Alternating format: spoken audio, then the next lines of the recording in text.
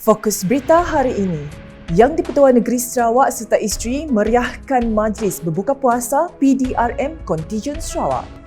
Premier Sarawak sertai Majlis Khatam Al-Quran dan Iftar Perdana Anjuran MIS. Program Ziarah Ramadan Santuni Asnaf di Seruyuk. Adun talian serah grant MRP sebanyak RM53,000.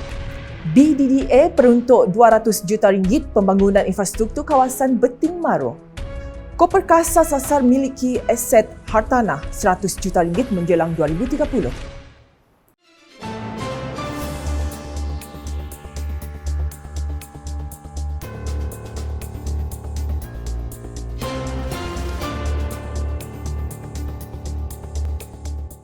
Salam sejahtera dan salam Sarawak Maju Makmur bersama saya Janet Bennett.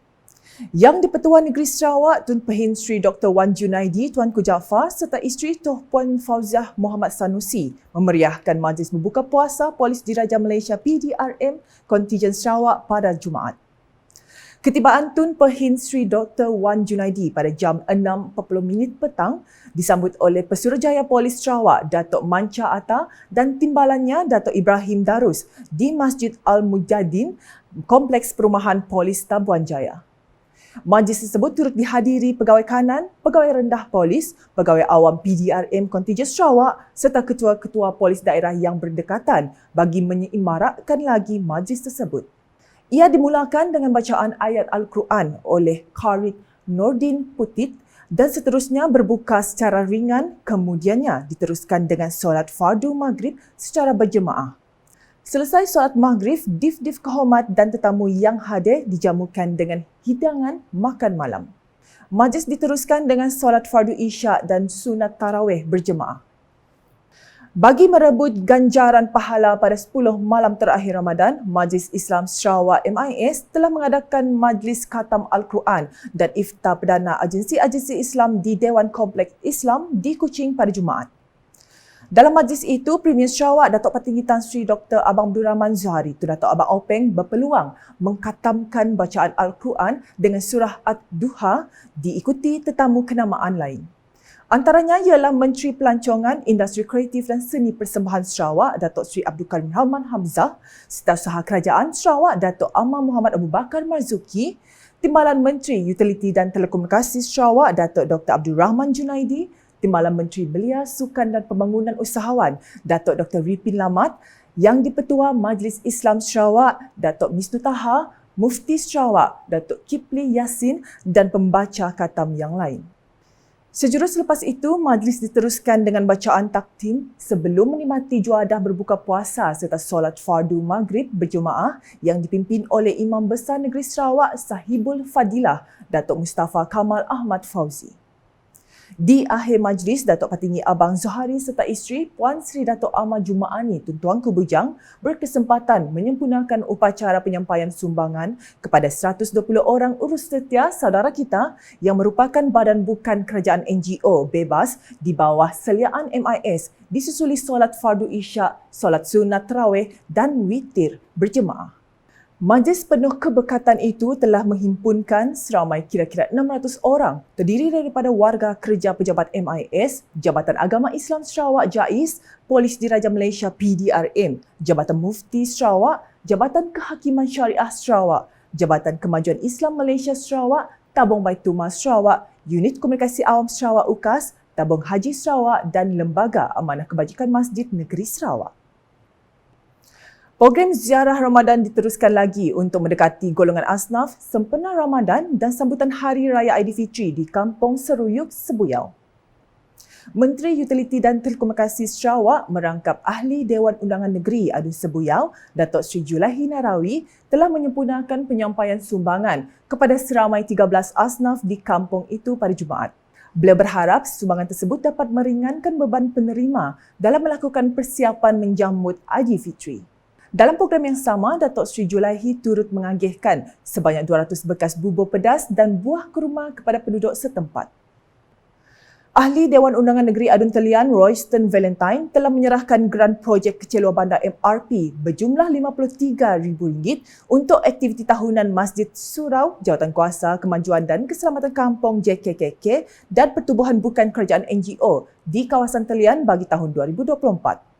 4 penerima grant MRP N57 trilion bagi tahun 2024 adalah Masjid Darul Huda, Kampung Kuala Lama dengan jumlah grant sebanyak RM5,000, Surau Babul Jannah, Kampung Petanak Hulu berjumlah RM3,000, Surau Darul Hikmah, Kampung Petanak Hilir sebanyak RM3,000 dan Surau Darul Iman, Kampung Petanak Tengah sebanyak RM3,000.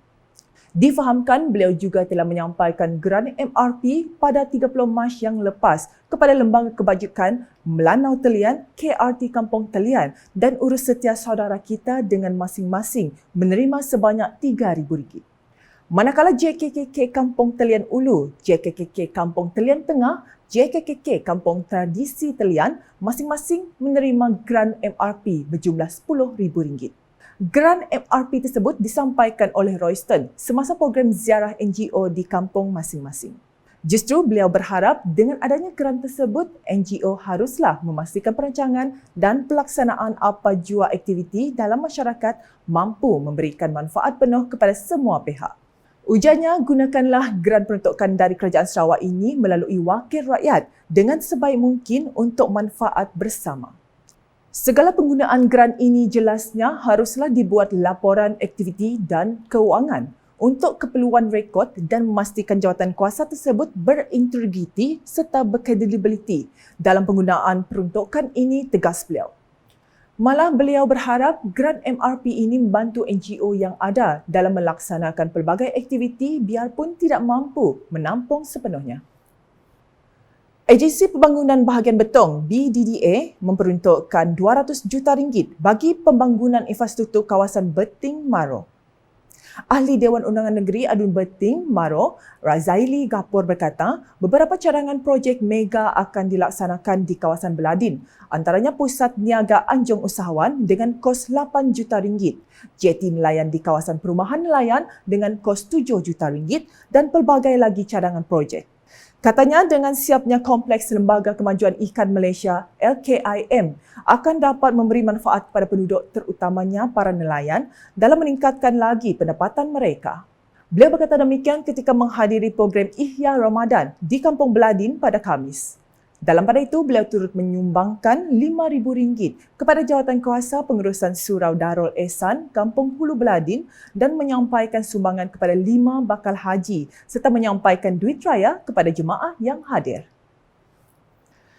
Koperasi Koperkasa Sarawak Berhad, Koperkasa berhasrat untuk memiliki aset hartanah bernilai RM100 juta menjelang tahun 2030.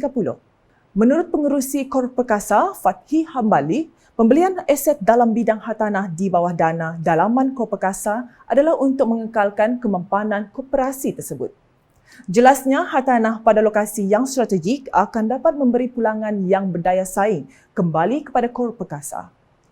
Sebagai contoh, pada tahun 2023 yang lepas, kita telah berjaya memiliki bangunan iaitu bangunan Aiman di Jalan Satok, ada di dalam bangunan Aiman di Jalan Satok, 4 tingkat bangunan ni, 4 tingkat.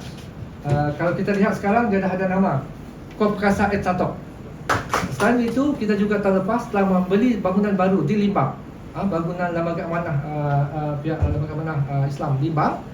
Selain daripada itu juga, kita sekarang ini sedang mengintai sebuah pusat sebuah bangunan juga di Kuala Lumpur dekat Ceras, dekat Ceras.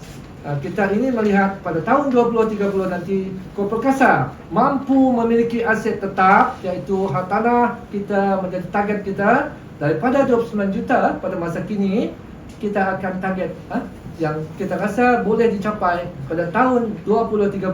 Koperkasa mempunyai nilai hartanah berjumlah 100 juta dengan perancangan yang kita sediakan. InsyaAllah. Katanya semasa sidang media Majlis Berbuka Puasa Media bersama Koperkasa di sini pada Jumaat. Fathi menambah dengan peningkatan hasil pendapatan ini akan meletakkan kedudukan ranking Koperkasa yang kini berada di tangga ke-13 akan menjadi tangga 10 teratas di Malaysia. Hadir sama Setiausaha Kor Perkasa Othman Mujang dan Bendahari Kor Perkasa Muhammad Azman Abdullah. Sekian edisi tengah hari bersama saya Janet Bennett. Sebelum mengakhiri berita, sila like, share dan follow semua platform media sosial UKAS termasuk portal ukas.sarawak.gov.my dan UKAS Channel di YouTube untuk perkembangan terkini berita dari Sarawak. Menghadiri buletin UKAS dengan paparan Majlis Khatam Al-Quran dan iftar perdana agensi-agensi Islam di Dewan Kompleks Islam yang turut dihadiri oleh Premier Sarawak di Kuching pada Jumaat. #Salam Informasi Rakyat, Salam UKAS.